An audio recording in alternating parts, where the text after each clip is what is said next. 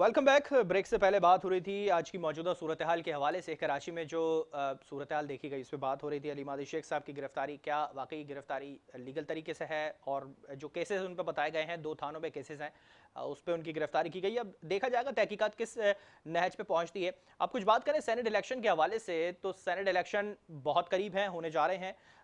एक दूसरे तमाम पार्टियों ने तकरीबन अब अपने अपने जो कैंडिडेट्स हैं उनके नाम सामने रख दिए हैं।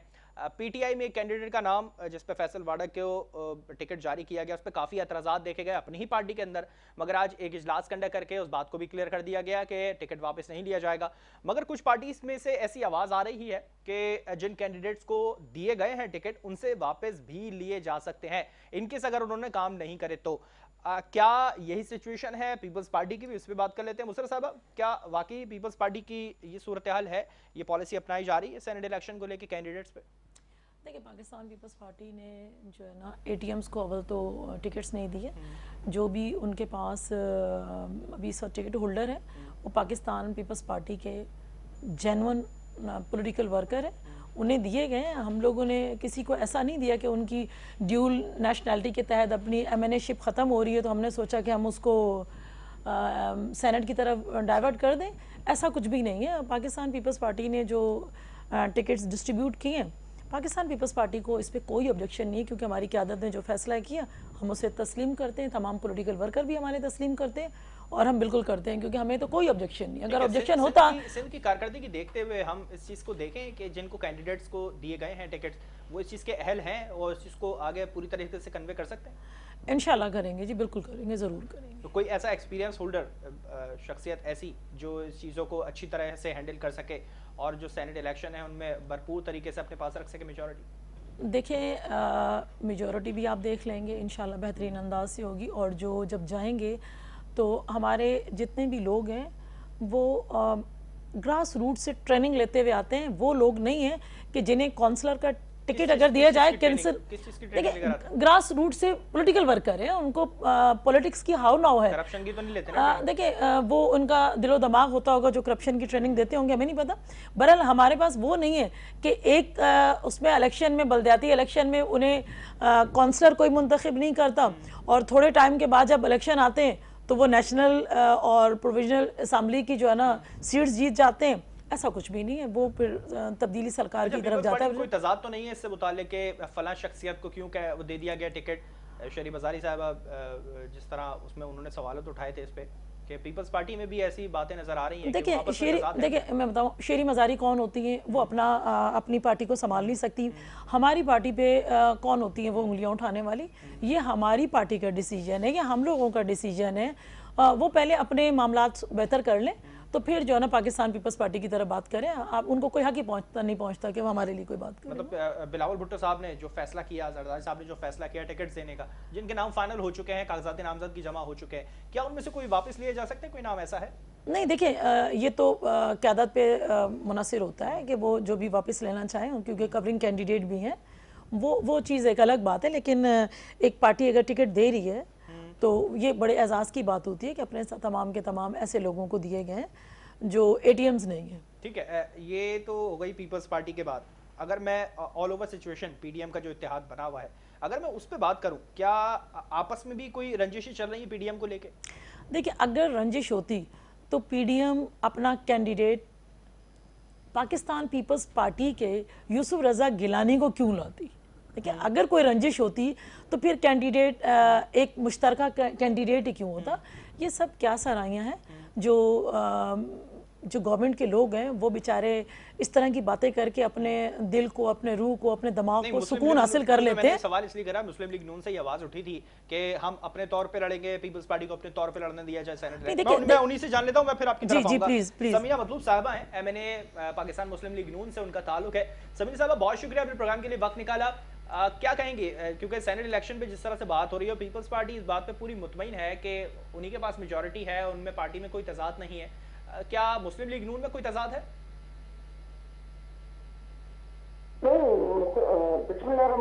जी जी मेरी तरफ से सबको अलैकुम। मुस्लिम लीग नून की तरफ से तो कोई दबाव नहीं है।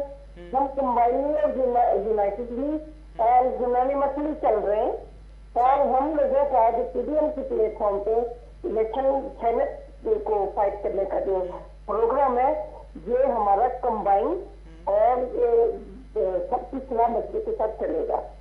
और ये जो हम इसको कंटेस्ट करेंगे और कंबाइनली ही करेंगे, हमारे कंबाइन कैंडिडेट एक दूसरे के सलाह मसले के साथ आएंगे और इंशाल्लाह हम विन करेंगे। ठीक है समीर साहब, आप एक पॉइंट और उठा कि जिस तरह से पीपल्स पार्टी में काफी एक्सपीरियंस लोग मौजूद हैं, उनमें भी से कुछ लोगों को टिकट दिया गया, कुछ नए लोगों को चांस दिया गया, लेकिन मुस्लिम लीग नून में कुछ ऐसा देखा गया कि जो एक्सपीरियंस होल्डर बंदे थे उनको बैकलाइन रखा गया और कुछ नए ऐसे हैं जिन्हें एक्सपीरियंस ज्यादा नहीं है, उन लोगों को टिकट दिया गया।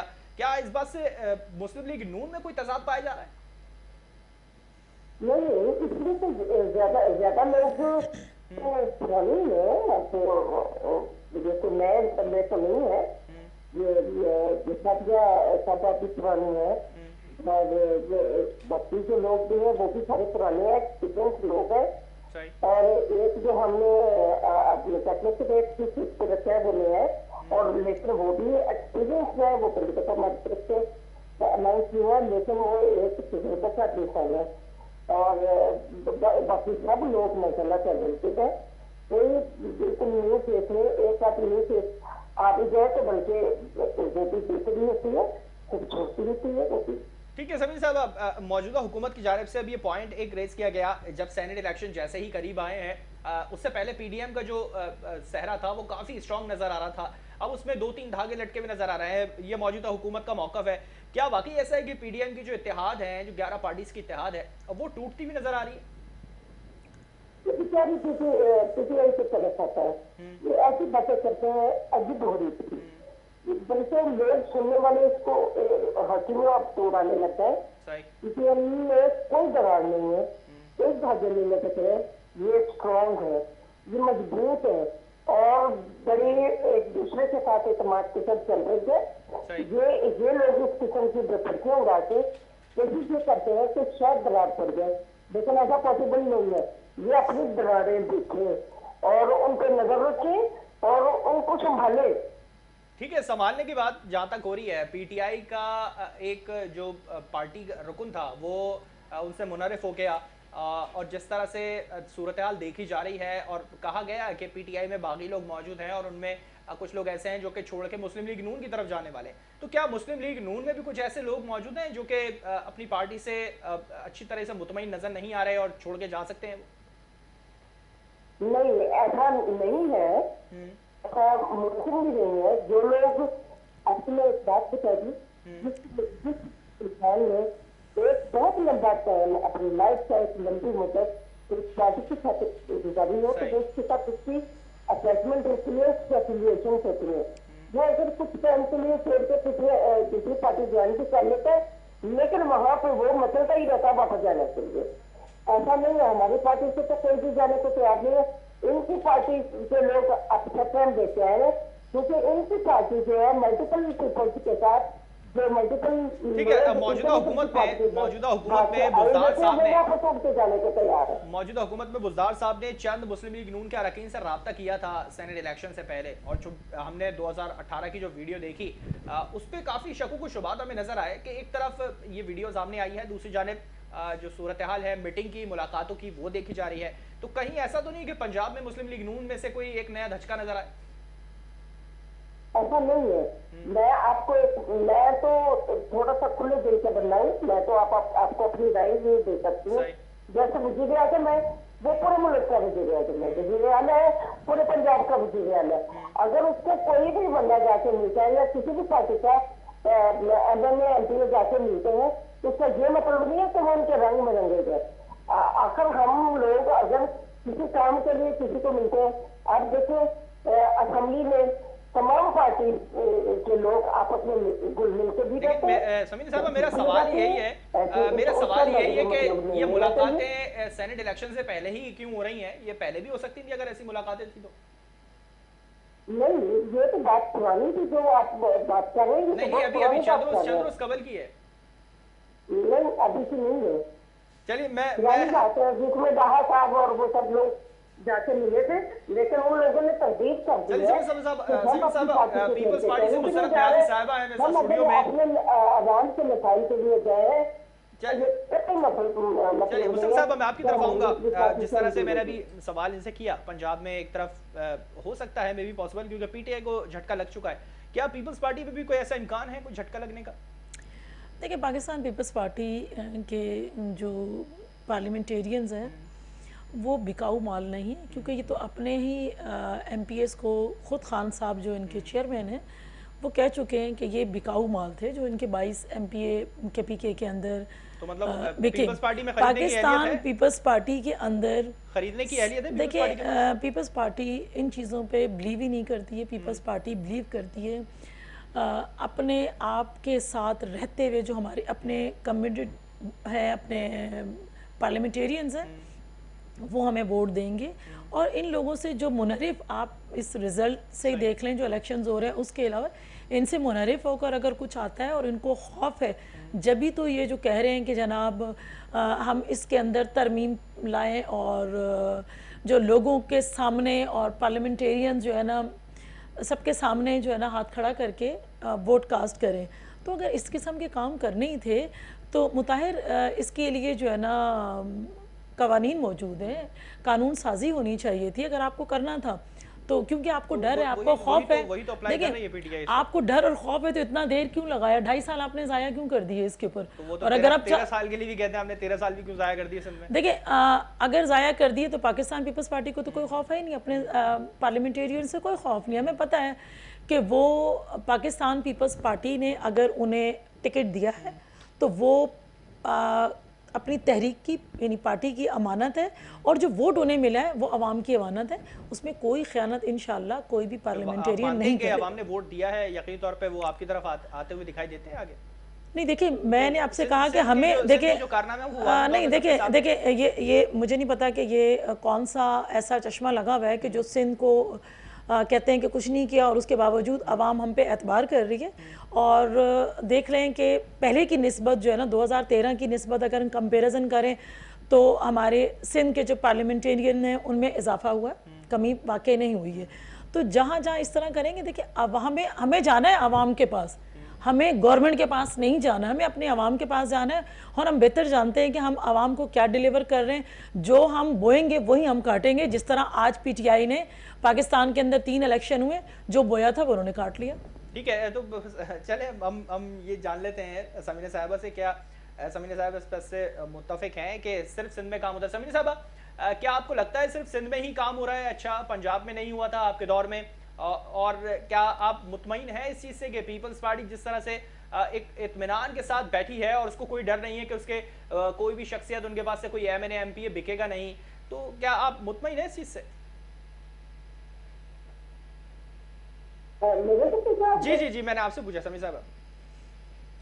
देखिए, पंजाब में तो आपको पता ही है कि मियां शहबाज शरीफ ने बहुत काम किए, बहुत ज्यादा काम किए, बहुत ज्यादा प्रोग्रेस हुई है पंजाब की, हर लेवल पे काम हुआ है और लोग बहुत पसंद करते हैं मियां शहबाज शरीफ को।